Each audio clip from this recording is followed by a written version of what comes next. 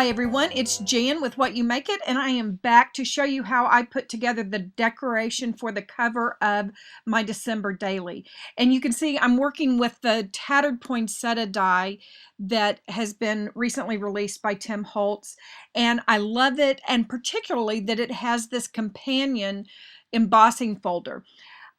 Even when I'm working on a project like this and I'm really focused on getting it done, I always want to keep in the mindset that I want to do creative play. And so when I first started, my very first pass at this, I was using grunge paper, and I liked how much definition it got, but it was a little grayish. And so I ended up continuing playing and ended up with using some watercolor paper, and I really like the results. When you cut your watercolor paper, you want to cut it 6 inches wide by long enough to get a couple of passes through your die cutting machine. And I ended up cutting, I don't know, 7 or 8 sets. I knew that I needed some of them to make the green background leaves, and then I just decided that I would cut extra because when you're doing a process like this, even if you don't use them all on this project, you'll end up using them on something else. So the very first thing that I want to do is just lightly stain both sides of the watercolor paper, and I am going to use Spun Sugar Distress Stain.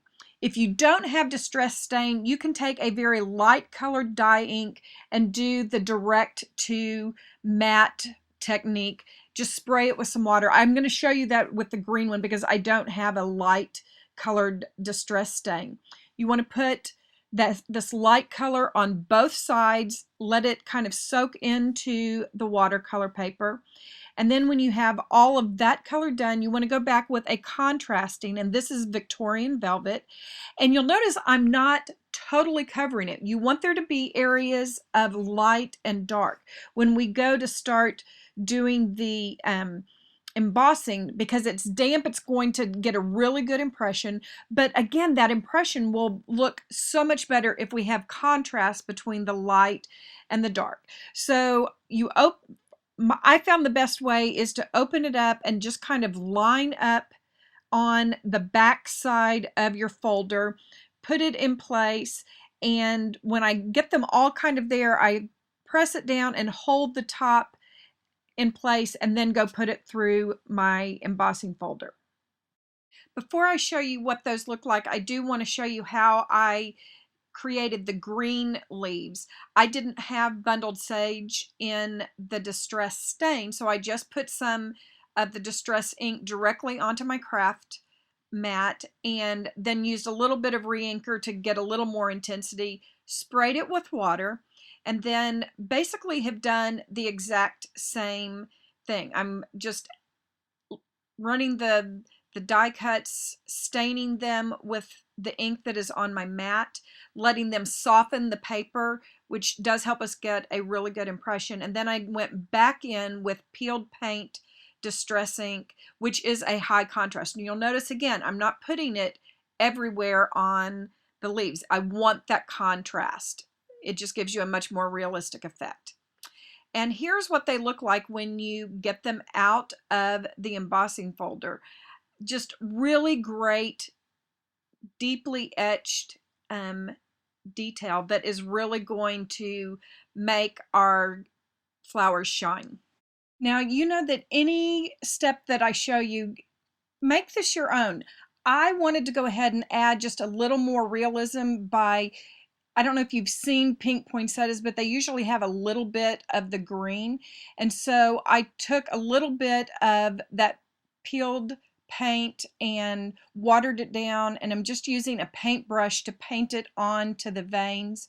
It's gonna not be very super noticeable, but I think it does add a nice little touch of realism. Again, you don't have to do this. I just am wanting to maximize this particular technique.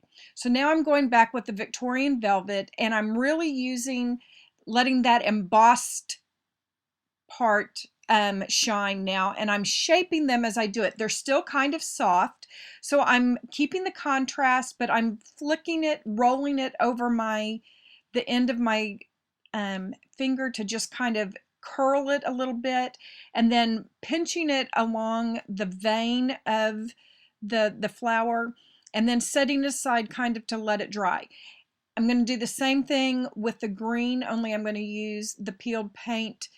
Again, keeping plenty of contrast between the light and dark. I think that that really does help. We can go back and add more later, but in the next step when we're going to add the Distress Crackle, it's going to actually darken up some of these areas. So we'll get plenty of contrast going here. This next step is where we're going to add the shine and the glitter and the crackle, and I just think it totally takes it up a notch. We're going to use clear rock candy crackle paint and some clear distress stickles. Any clear glitter will work. I just like that vintage look. To do this, you're going to want to paint on the distress crackle. It's clear, and we're wanting to really fill in the deep ridges that were created with that embossing. Where it is thicker, you'll get bigger cracks. Where it's thinner, you'll get smaller ones. And you want to just give it a really, really good coat. And it will also, if you've already done the shaping, this will kind of help keep that shape going. While your crackle paint is still wet, go ahead and sprinkle some of your glitter on there. I like holding the spoon up above it and letting it drop down. I find that you get a little finer dispersion of the glitter. I don't want it to be all clumped up in one area. So I'm going to go ahead and move on to the green, and you can actually see here what I was talking about earlier, that when you add that Distress Crackle Paint, it really does deepen the colors, and you can see that that is happening as I'm painting it on the leaves here. Really want to put a good thick layer in here, get it down inside all of those veins. If you do not have the Distress Vintage Glitter or even any clear glitter, but you do have the rock candy stickles, you could use that. It would just be a two-step process, and I'm kind of saving myself a little time here by putting it on while the paint is still wet. But you could get the same effect if you just let it dry first and then did your rock candy stickles. I had all the pieces of my poinsettas done, but I wanted to show you, go back and look at our original, and you can see all those little twigs and branches. All of those are punches or die cuts that I just made out of some craft core coordinations cardstock, and distressed them with my sander while they were still in there. And then I wanted to add some snow to them, and I did that with this liquid applique, and it comes in a tube, and you just squeeze it out, and it's just kind of the consistency of paint. You could use some white acrylic paint, but the liquid applique, if you put it on and then heat it, it puffs up a little bit. So I wanted to go ahead and do that. Hold it in your tweezers and get your heat gun out, and you can see that as it heats and dries, it puffs up and has just a really, really cool look to it. Very dimensional. And obviously I'm going for dimension. To make these gold twigs, I cut them out of grunge paper with the Tim Holtz Mover and Shaper twig die or branch die, and I'm going to dab them with this gold dabber, and I'm leaving the texture that bubbly effect has, and I'm going to sprinkle a little glitter on them, then set everything aside to dry. And really at this point we have all the pieces we need to start assembling the cover. So I put kind of a general layout, and I felt like that I was going to need something to tie in the gold from the Charles Dickens title, and so I thought maybe a few little pine branches that would be embossed in gold, kind of filling in and creating that backdrop for this would be a good idea. So I got my embossing buddy, and you want to be really, really good with using your embossing buddy, because we've been handling the book. It has a lot of your oils from your fingers, and that can really kind of mess with your embossing powder.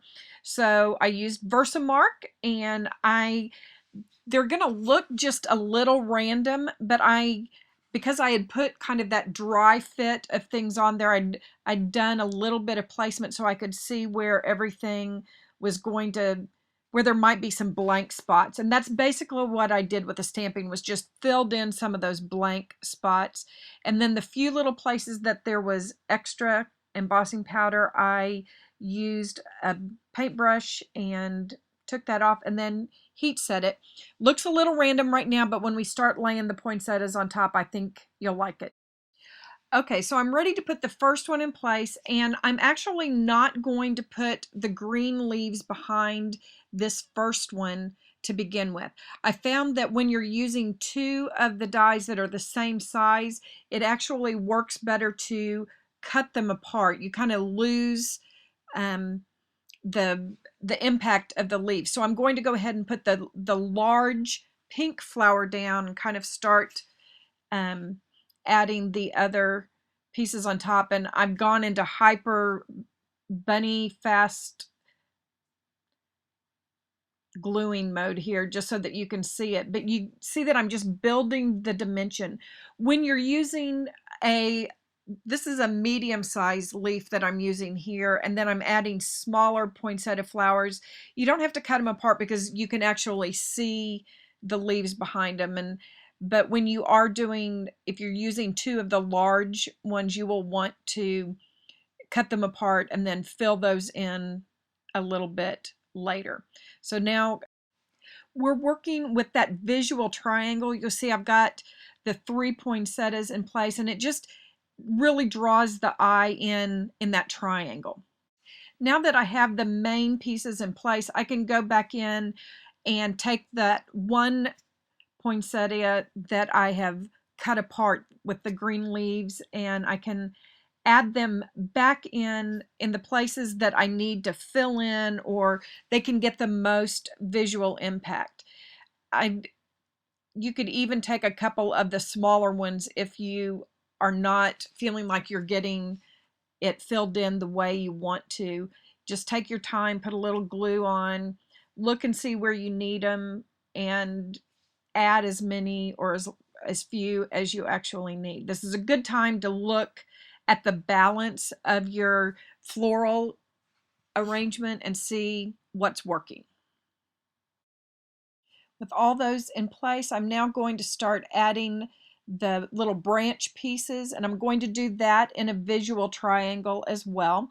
I'm putting them in first so that, because they're heavier than the little twigs are, and I want them to be back behind, and you just tuck them in. I like that kind of falls off of the page. I think that also gives you some visual interest. And this twig kind of will go up and frame the title a little bit. Now I just start looking for places to put my little pine boughs in. And I am only putting glue on the stem side of it, not out at the edges, so that I can fluff those up and let them be really dimensional. Because I had so many little bits and pieces, I could just keep adding and layering and putting things in until I felt like I got the look that I wanted. I chose not to use the die cut pieces that came with this die for the centers. I decided that I wanted to use some gold stickles instead, and you'll notice that I started it over on a scrap piece of paper. I would hate for you to have gotten this far in the process and then make a big old blob of a mess of glitter glue. So start it off the page. The centers of poinsettias are kind of knobby and dotty like this, so this is a good substitute for that. And I just added some dots to that, and they will kind of soften as they dry. The other thing that I did was I took some liquid pearl in I believe it's white opal, and just added a few little dots here and there, really using this to just kind of fill in any captured space or just add a little touch of a detail. I like how it just gives that finishing touch. Guys, thank you so much for joining me on this.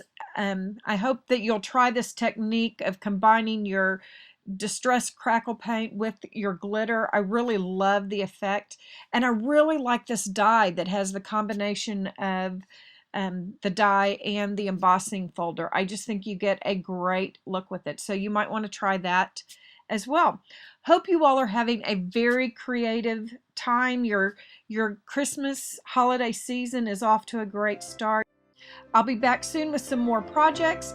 I want to say thank you to all my new subscribers, and those of you that have stuck with me, thank you, and be sure and save some time for creative play.